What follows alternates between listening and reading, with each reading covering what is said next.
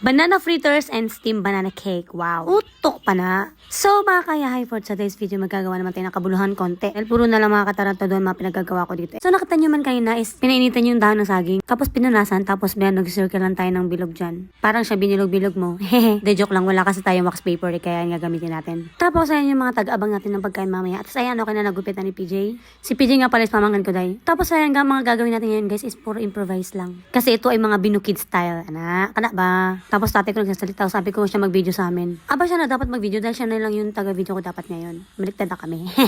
Na-joke lang. Ngayon, nagre-ready na kami ng gagawin namin. Siyempre, unang-una babalatan mo yung saging. Alam mo, nasama mo yung balat, diba? Utok pa na. Tapos lalagyan mo lang sa bowl yan. Tapos durug-durugin mo. Durugin mo na parang siya dinurug-durug mo yung puso niya. Eme! Tapos magsama tayo ng 3 itlog. 3 ha? 3 lang, di 2.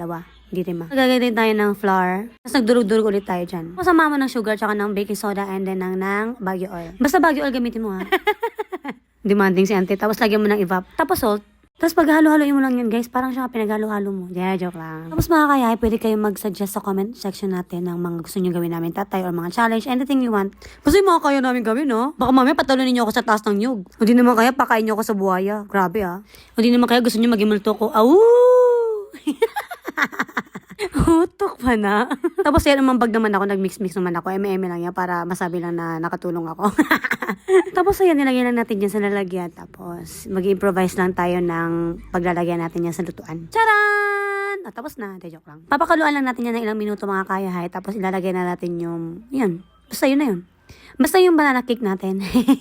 Tapos mga 1 oras yan, guys. And then syempre parang di masayang oras natin nagamitan naman natin nung pinaglagyan din natin ng steam banana cake natin. Syempre kami lang makakain yun. Diyos ko naman.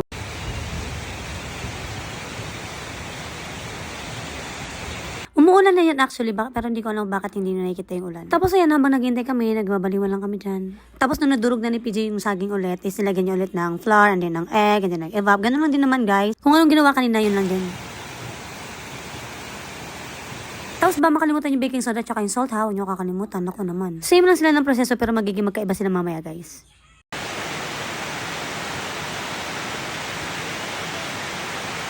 Tapos i-mix lang maigi hanggang sa durug na durug talaga siya para mas maganda. Yung kalalabasan. Naalala ko tuloy na minute kami guys. Grabe na nakakatakot kasi yung ngipin ng mga tilapia. Feeling ko mangangagat talaga sila.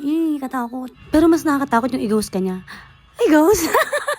Tapos nag-mix nga pala ako dyan guys kasi baka wala akong hati mamaya pag natapos yung pagkain. Pero dapat agbag-ambag ka muna para may kaparte ka mamaya. Tapos kung kanina nag-steam tayo, ngayon naman, pabrituhin naman natin yan. O, di ba amazing? Isang proseso lang pero magkaiba ng kalalabasan. Ay, katinggalong years mo. Grabe, nagulat ako dyan guys. Kala ko masabog yung mukha ko. Pero hindi ko talaga kalahin na puputok-putok yan.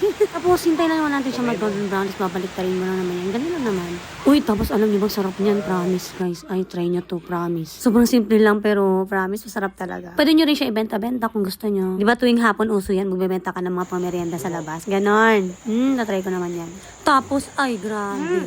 Sulit. Tapos sa totoo lang, dami kong nakain na ganyan. Sobrang busog ko talaga. Promise guys, walang halong burit talaga. Masarap talaga siya. Hindi ko in-expect kasi akala ko matabang lang siya na, alam mo, usual lang na ganyan na matabang na walang lasa. Pero ay, yung sarap talaga. Ay, ti, must try talaga to, ti. Dito kasi sa amin, ti, dami talagang saging na bubulok na nga lang yung iba. Kung gusto nyo naman ng libre na makakuha ng ganong saging, pwede naman, ipapaserox ko na lang. At after tanggalong years, naluto naman ng ating steam banana cake. Oh my God. Isa po yan, ang sarap sapakin. Ay, sapakin. Pero promise, sarap din yan guys. Di ko akalain. Kasi diba nakita nyo, sobrang simple lang naman ang ginawa natin. Pero di ko talaga akalain na ganyan kalalabasan niya. Ay, masarap talaga. Ang sarap, ti. Grabe. Ay, bakit naging kambing? Mas mapapa yung tawa ko dito sa video na. Ay, sorry guys. Sorry. Ang sakit na pang ako kakalawa. Tapos ayat na nga yan, tinikman na natin yan mga kaya. Hay, grabe. Tignan nyo yung kinain ko dyan, ng init-init pa. Utok pa na. Sobrang init kaya yan. Bigla akong sinubo yan. Pay-pay si ante. Tiniis lang by the video. Joke lang. Tapos yan, tinikman naman natin guys yung isa naman, yung banana fritters natin. Oh, sarap din talaga yan. Promise. Pwede nyo talaga pang merienda guys. Promise, natutuwa at pag yung pamilya nyo yan. Tapos pinatikim namin kay Magnus yan. Ay, tignan nyo kung ano magiging reaction ni Magnus. Alam nyo mo ng mga bata, hindi nagsisinungaling, diba? O, tignan nyo. Dali, tignan nyo. Yay! Oh, di ba? Oh, baka sabi yung scripted na naman yan, ha? Tapos ayun, nag-high five na kami ng tatay. Tapos ayun na naman, then bye. Ba't parang kayo napagod?